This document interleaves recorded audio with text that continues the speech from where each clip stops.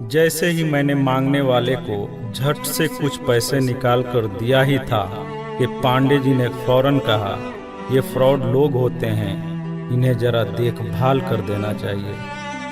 ये लोग हमारी अच्छाई का फायदा उठाते हैं और हमें ठगते हैं। पांडे जी की बातों को सुनकर मैंने कहा, आपने बिल्कुल सही फरमाया। पहले मैं भी ऐसा ही करता था, लेकिन एक वाक़ये ने मेरी दुनिया ही पलट कर रख दिया। रोज की तरह मैं घर से ऑफिस के लिए जा रहा था कि रास्ते में एक शख्स फुटपाथ के किनारे अपना बीमार बच्चा लेटाए हुए उसे हॉस्पिटल ले जाने के लिए भगवान के नाम पर टैक्सी का किराया मांग रहा था। वो कभी किसी पैदल का बाजू पकड़कर हाथ जोड़ देता, मेरा बच्चा बचा लें, मुझे टैक्सी का किराया दे दें, तो कभी किसी गाड़ी वाले को हाथ देकर रोकता और उसके पीछे भागता कि वो कार में उसके बच्चे को हॉस्पिटल पहुंचा दे। कोई रुकता तो कोई नहीं रुकता, जो भी रुकता वो भी उसे घूर कर देखता और आप वाली सोच सोच कर उसे डांटता, काम करके खाने की नसीहत करता और आगे निकल जाता।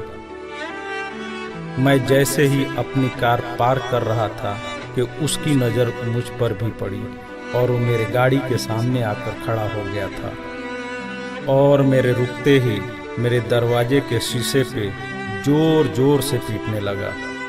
जैसे ही मैंने गिलास नीचे किया, उसने मेरा हाथ पकड़ लिया और कहने लगा, भाईजान, खुदा के लिए मेरे बच्चे की ज़िंदगी बचा लें, उसे सख्त बुखार है, आप नीचे उतरकर उसको देख तो लें तो आपको यकीन आ जाएगा। आप देंगे तो शायद किसी और को भी एतबार आ जाए। मगर मैं भी उसी की तरह सोच रहा था। मैंने भी उसे काम करके खाने की तस्कीन की और पिछले जुम्मा की सुनी हुई हदीस उसको भी सुना दी कि कमा कर खाने वाला अल्लाह का दोस्त होता है, और गिलास बंद करके आगे बढ़ गया, ये बड़बड़ाते हुए कि हरामखोर, ये हमें बेवकूफ़ समझते हैं। 2-3 घंटे के बाद मैं वापस आया तो अब भी उसी जगह खड़ा मांग रहा था। बच्चे को अब वो सड़क के किनारे ले आया था और उसके चेहरे से कपड़ा भी उठा रखा था और वो दहाड़ मार मार कर रो रहा था।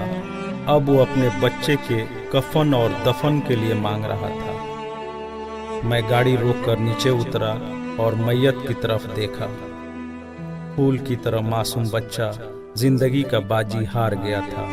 मेरे रोंगटे खड़े हो गए। मैंने जेब में जो कुछ भी था जेब से निकालकर बेगर देखे उसके तरफ फेंका।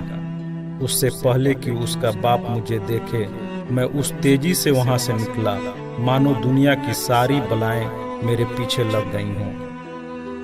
मैं ऑफिस पहुंचा तो मेरा बुरा हाल था, ऐसा कि जैसे मुझे बुखार जकड़ने लगा हो। मेरा काम में मन नहीं लग रहा था। मैंने उस दिन की सारी मीटिंग को कैंसिल कर दिया। मैं भी उसी बच्चे की तरह एड़िया रगड़ रगड़ कर मरना चाहता था। 2-3 दिन के बाद बुखार को तो आराम आ गया, लेकिन मैं जहनी मरीज बन गया था। मुझे लगता था कि मेरी उसी सोच से वो बच्चा मर गया। कुछ दिन गुजरे, मैं ऑफिस में स्टाफ से बात कर रहा था। तब तक रिसेप्शन से आवाज़ आई, सर आपसे कोई मिलना चाहता है। मैंने पलट कर देखा, सामने उस मरे हुए बच्चे के बाप को देखकर मुझे चक्कर आ गया और मैं पत्थर का बुत बने उसे देख रहा था। तभी उसने अपने जेब में हाथ डालकर कुछ पैसे निकाले और मेरा शुक्रिया अदा करके कहने लगा कि आपके पैसे बड़ी बरकत वाले थे। शायद आपके खुलूस की बरकत थी कि मेरे बहुत सारे काम हो गए। सारे खर्चे के बाद कुछ पैसे बच गए और उनमें से कुछ पैसे मैंने उधार लेकर डाले हैं। ये आप कबूल कर लीजिए, बाकी मैं आपको जल्द ही वापस कर दूंगा। मैंने पैसे वापस लेने से सख्ती से इनकार कर दिया और मिन्नत करके उसे पैसे रखने को राज़ी कर लिया। और जैसे ही वो जाने लगा, मैंने उसे रोका और अपनी कंपनी में काम करने के लिए पूछा। वो ऐसे राजी हो गया जैसे उसे काम की ही तलाश थी और किसी ने उसके दिल की बात सुन ली हो। वो बहुत खुश हुआ और अगले ही दिन से मेरी कंपनी में बतौर वॉचमैन काम करने लगा। पांडे जी, मैं आपको उससे मिलवाऊंगा, लेकिन वो कार वाला किस्से का जिक्र उससे मत करना। उसने आज तक नहीं पहचाना कि उसने मेरा भी कार रोककर मुझसे मदद मांगी थी। वो मुझे एक बड़ा ही नेक इंसान समझता है, जिसने उस बच्चे की लाश देखकर अपना सब कुछ निकाल कर दे दिया। पांडे जी, उस दिन के बाद से मैं किसी को खाली हाथ नहीं लौटाता।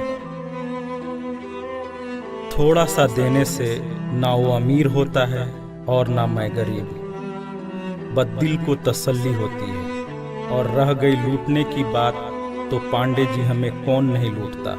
कपड़े वाला हमें लूटता है, दवाई वाला हमें लूटता है, सब्जी वाला हमें लूटता है, दूध वाला हमें लूटता है।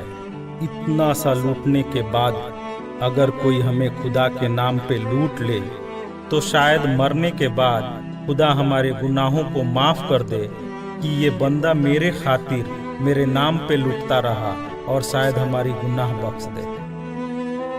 पांडे जी, माना कि हर मांगने वाला सच्चा नहीं होता, पर जरूरी ये भी नहीं कि सब झूठे ही हों। वैसे भी अपने काम काज में कई बार फेल होने के बाद भी हम कोशिश करना नहीं छोड़ते, तो कुछ ठग लोगों की वजह से ज़रूरतमंदों की मदद करना क्यों छोड़ देते हैं।